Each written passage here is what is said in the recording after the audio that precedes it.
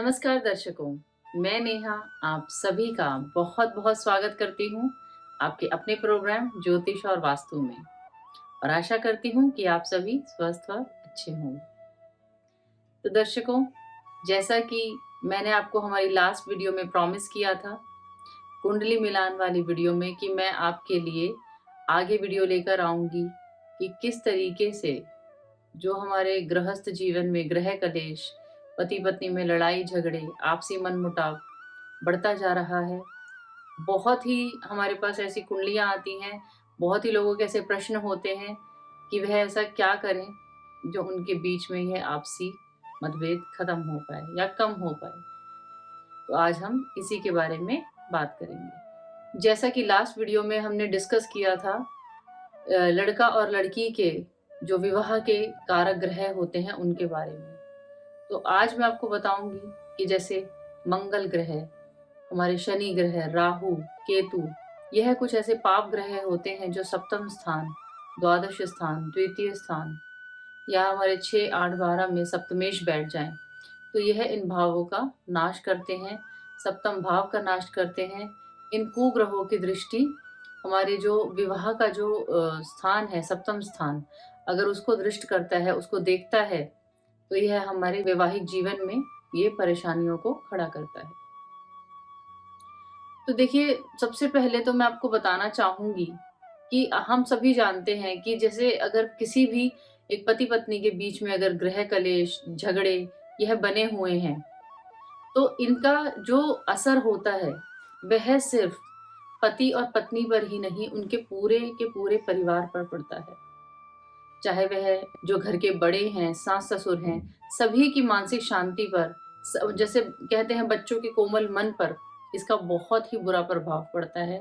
और जी हाँ, पति पत्नी को तो यह झेलना ही झेलना पड़ता है। पति जो रोज काम के लिए बाहर निकल रहे हैं, वह जब इन्हीं घर की टेंशन्स में जो मेंटली प्रेशर रहता है, अगर वह इन्हीं टेंशन्स में रहेंगे तो मुझे नहीं लगता कि वह कभी भी अपने काम में उतना दिमाग लगा पाएंगे, अपना 100% एफर्ट्स दे पाएंगे और लाइफ में राइज कर पाएंगे। और अगर हम महिलाओं की बात करूं, तो हम महिलाओं को भी उतना ही स्ट्रेस, टेंशन होती है। और ऐसा कहा गया है ना, जब घर की लक्ष्मी को ही इज्जत ना मिले या वह ही सुखी ना हो, तो घर में हमारी माँ लक्ष्मी भी निवास नहीं करती हैं। तो आइए जानते हैं कि अगर आप क्या ऐसे कुछ उपाय करें कि जिनके करने से आपके, अगर देखिए कोई भी किसी भी ग्रह की स्थिति के कारण ऐसा कोई मन में एक दूसरे के लिए द्वेष आ गया है या लड़ाई झगड़े बढ़ते जा रहे हैं, तो आप करें और आपको जरूर जरूर इसका लाभ मिलेगा, फल मिलेगा। देखिए, कई बार क्या होता है कि जैसे कई रिश्ते ऐसे देखे गए हैं जिनमें कि क्रोध के कारण, गुस्से के कारण बहुत बार परेशानियां बढ़ती हैं। लोगों को अपने गुस्से पर कंट्रोल नहीं रहता है, जिस वजह से लड़ाइयाँ बढ़ती ही चली जाती हैं। तो ऐसे में अगर किसी के पति का गुस्सा या क्रोध बहुत ज़्यादा बढ़ रहा है या बढ़ता है, तो उसके लिए स्त्री क्या कर सकती है कि वह पूर्णिमा के दिन गाय के दूध में खीर बनाए और खीर बनाकर उस खीर को, जो हमारी चंद्रमा की किरणें हैं, पूर्णिमा के चंद्रमा की जो किरणें हैं, उसमें रखें और वह चंद्रदेव से अपने जो रिलेशन है उसके लिए प्रार्थना करें। और देखिए, जिस तरीके से चंद्रमा सबको शीतलता प्रदान करता है, ठंडक प्रदान करता है, उसी प्रकार से जब यह खीर वह स्त्री अपने पति को खिलाएंगी तो धीरे धीरे उनके जो स्वभाव में भी शांति आएगी, शीतलता आएगी। और अगर स्त्री को भी, अगर कारणवश किसी भी कारण से अगर स्त्री को भी ज्यादा गुस्सा आता है, तो जो उनके पति हैं वह भी इस तरीके से यह उपाय जरूर कर सकते हैं। और यह जो खीर का जो प्रसाद है वह अपने पति को खिलाकर स्त्री स्वयं भी खाएं। उसके बाद देखिए, बहुत बार देखा गया है कि बहुत रिलेशंस आपस में शक के कारण भी बहुत रिलेशन खराब होते हैं। कई बार स्त्रियों को ऐसा लगता है कि उनके पति उन्हें समय नहीं दे रहे हैं, या बाहर उनका ध्यान ज्यादा है, या वह उनका ध्यान कहीं और है। कई बार ऐसी देखिए मिसअंडरस्टैंडिंग्स भी होती हैं। मैं आपको कभी, बिल्कुल सतर्क रहना जरूरी है, पर मैं आपको कभी भी ये नहीं कहूंगी कि आप ये छोटी छोटी मिसअंडरस्टैंडिंग्स की वजह से अपना रिलेशन को खराब करें। पर अगर ऐसा कुछ भी है तो देखिए राहु इसका बहुत बड़ा कारण बनता है। राहु रिश्ते को इस तरीके से खराब करता है, मन में संदेह देना, बिन बात की टेंशन देना।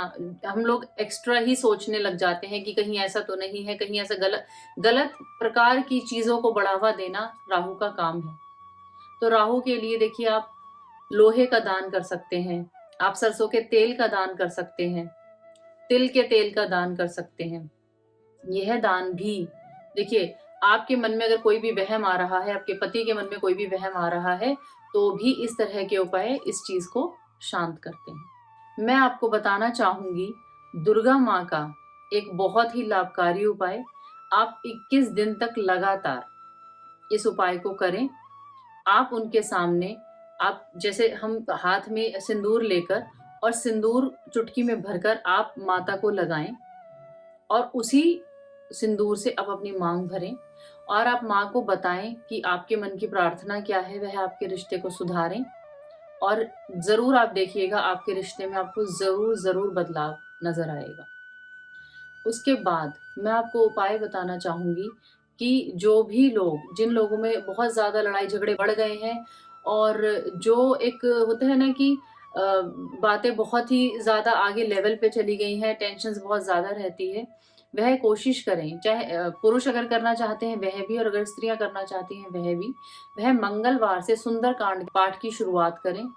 और अगर वह कर सकते हैं देखिए, तो वह ऐसे 21 मंगलवार जरूर करें। अदरवाइज मंगलवार से शनिवार तक, एक वीक में मंगलवार से शनिवार तक वह रोज सुंदरकांड का पाठ करें। यह भी आपसी जो एक रिलेशन में दूरियां आ गई हैं, गैप आ गया है, रिश्ते बहुत ही ज्यादा खराब हो गए हैं, उसको भी यह इम्प्रूव करता है। अब मैं आपको बताना चाहूंगी एक ऐसा उपाय कि जिसको करके आपको ऐसा महसूस होने लगेगा धीरे धीरे कि आप खुद भी पॉजिटिविटी महसूस कर रहे हैं और आपके रिलेशन में भी मधुरता आ रही है। आप किसी भी अच्छे पंडित जी से पता करके, आप या फिर आप कहीं पर भी आपको जो बहुत ही ऑथेंटिक कोई अवेलेबल हो, तो आप गौरी शंकर रुद्राक्ष जरूर धारण करें। गौरी शंकर रुद्राक्ष धारण करना ही अपने आप में बहुत बड़ी बात है। अगर किसी भी पुरुष स्त्री पति पत्नी के बीच में परेशानियां चल रही होती हैं, तो यह गौरी शंकर रुद्राक्ष बहुत बहुत ही एक अचूक उपाय है। और धीरे धीरे आप अपने पति या पत्नी, जिसके भी व्यवहार में कटुता आ गई है या कड़वापन आ गया है, उनके व्यवहार में आप बदलाव महसूस करेंगे ही करेंगे। अब मैं आपको माँ भगवती का एक और उपाय बताना चाहूंगी। आप कम से कम 11 अष्टमी आप खीर बनाएं और आप कोशिश करें कि आप हर अष्टमी पर 5 कन्याओं को यह खीर खिलाएं, यह प्रसाद खिलाएं और उसी प्रसाद में से आप स्वयं भी ग्रहण करें और आप अपने पति को भी ग्रहण कराएं। यह भी एक बहुत ही लाभकारी उपाय है। और आप माँ भगवती के आगे हाथ जोड़ें, उनसे विनती करें, उन्हें अपने रिश्ते के बारे में बताएं। एक माँ की तरह, एक बच्चे की तरह आप उनसे निवेदन करें। माँ भगवती का ही एक और उपाय मैं आपको बताना चाहूंगी। 21 दिन तक लगातार आप एक लौंग का जोड़ा उन पर चढ़ाएं और आप उनके आगे घी का दीपक जलाएं। देखिए यह जो उपाय हैं, ये बहुत ही कारगर, माने हुए और चुनिंदा उपाय मैं आपके लिए लेकर आई हूं और बहुत ही सरल उपाय हैं। अगर आप इन्हें विश्वास और श्रद्धा के साथ करेंगे तो आपको इनका फल जरूर जरूर मिलेगा। देखिए ये थे हमारे वैदिक उपाय। अब मैं बस आपको थोड़ा सा कुछ कहना चाहूंगी और आशा करती हूँ आप उस पर जरूर जरूर कोशिश करेंगे, कुंडली के माध्यम से भी। और अगर हम अपने व्यवहार में भी बदलाव लाते हैं तो यह भी हमारे रिश्ते को बहुत बहुत मजबूत करता है। देखिए सबसे पहले मैं आपको कहना चाहूंगी कि पति और पत्नी दोनों एक दूसरे के पूरक हैं, दोनों एक दूसरे के बिना अधूरे हैं। तो रिश्ते को तोड़ने की बजाय आप उसे जोड़ने का प्रयास करें, क्योंकि कोई भी नहीं चाहता, मैं भी कभी ये नहीं चाहती हूँ कि किसी भी रीजन से, चाहे पति की गलती हो या पत्नी की गलती हो, आप लोगों के रिश्ते में खटास आए या सेपरेशन आए। तो उसके लिए आप एक दूसरे को एक्सेप्ट करने की कोशिश करें, एक दूसरे में कमियां ना ढूंढकर एक दूसरे की अच्छाइयों को देखना शुरू करें। दूसरा पॉइंट मैं आपको जरूर कहना चाहूंगी कि देखिए, क्या होता है एक रिलेशनशिप में, जब एक हस्बैंड वाइफ में बात चल रही है तब तक वह बात ठीक रहती है, पर जैसे ही कोई थर्ड पर्सन आपके रिलेशन में, आपकी कॉन्वर्जेशंस में एंटर होने लगते हैं या आप किसी थर्ड पर्सन को इंपॉर्टेंस देने लगते हैं, तो भी रिश्ता जरूर खराब होता है। ठीक है, आपके दोस्त होते हैं, आपके रिलेटिव्स होते हैं, आपके घर के बड़े हैं, आप सुनिए सबकी, पर आप जरूर सोचिए, क्या मेरा पति या मेरी पत्नी ऐसे हैं? क्या जैसा वह हमें समझाना चाह रहे हैं या हमें भड़का रहे हैं, क्या वह वैसे हैं? आप जरूर सुनिए, पर आप अपने मन की करिए, अपने मन की सुनिए। अपने दो लोगों के रिश्ते में कभी किसी तीसरे को ना आने दें। अब मैं आपको उपाय बताऊंगी कि आप मेडिटेशन जरूर करें। आप समय निकालें। अगर आपको लगता है आपका स्ट्रेस, आपकी टेंशन, आपके दो लोगों के बीच का तनाव बढ़ता जा रहा है, तो आप मेडिटेशन का सहारा लें। मेडिटेशन हमें जरूर, एक बोलते हैं ना, कॉन्सेंट्रेट करके, फोकस करके हम एक ध्यान लगाते हैं, तो आप ध्यान जरूर लगाएं। ओम का उच्चारण जरूर करें। देखिए, जब हम ओम का उच्चारण करते हैं तो वो हमारे आसपास के सारे वातावरण को तो शुद्ध करता ही है, वह हमारे अंतर मन को भी शुद्ध करता है, हमारी नेगेटिविटीज को सेटल करता है, हमारे मन को शांत करता है। और मैं आपको लास्ट में बस इतना कहना चाहूंगी कि एक दूसरे के प्रति शांत स्वभाव अपनाएं। अगर कोई एक बहुत ज्यादा गुस्से में है तो उस समय दूसरा शांत हो जाए।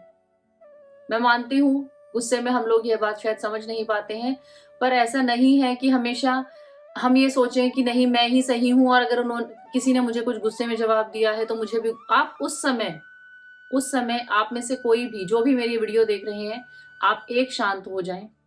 आप देखिएगा, धीरे धीरे आपके स्पाउस को, चाहे वह पति है पत्नी है, उनको धीरे धीरे अपनी गलती का एहसास जरूर होगा। वह इस बारे में जरूर सोचेंगे कि मैं ही गुस्सा करती रहती हूँ या करता रहता हूँ, पर यह हमेशा शांत हो जाता है या हो जाती है, मुझे कभी पलट के जवाब नहीं देते हैं। और अपने व्यवहार में देखिए, सबके रिश्ते में, सबके घरों में कोई ना कोई परेशानियां, दुख, टेंशन, हर्डल्स लगी ही रहती हैं। अपने स्वभाव में शांत स्वभाव अपनाएं और एडजस्टमेंट का नेचर जरूर जरूर बनाएं, क्योंकि आजकल के समय में एडजस्टमेंट के बिना सब कुछ अधूरा है। कोशिश करें कि आपके लिए आपका पति, आपके लिए आपकी पत्नी सबसे पहले हो, क्योंकि शायद हम सभी ने सुना है कि सभी रिश्ते यही रह जाते हैं और अंत में जाते जाते एक पति पत्नी का ही रिश्ता होता है जो सदैव के लिए साथ रहते हैं, एक दूसरे का साथ निभाते हैं। तो उसे आज भी उतना ही आदर और सम्मान दे जिस रिश्ते को आप कुछ वर्षों बाद देंगे। तो आज के लिए इतना ही। आशा करती हूँ आपको मेरी वीडियो अच्छी लगी होगी, और मैं कोशिश करूंगी कि आपके लिए ऐसे ही नॉलेजेबल वीडियोस या कुछ ऐसे टिप्स मैं लेकर आती रहूं। और हमारे इस वीडियो को जरूर सब्सक्राइब करें, शेयर करें। धन्यवाद।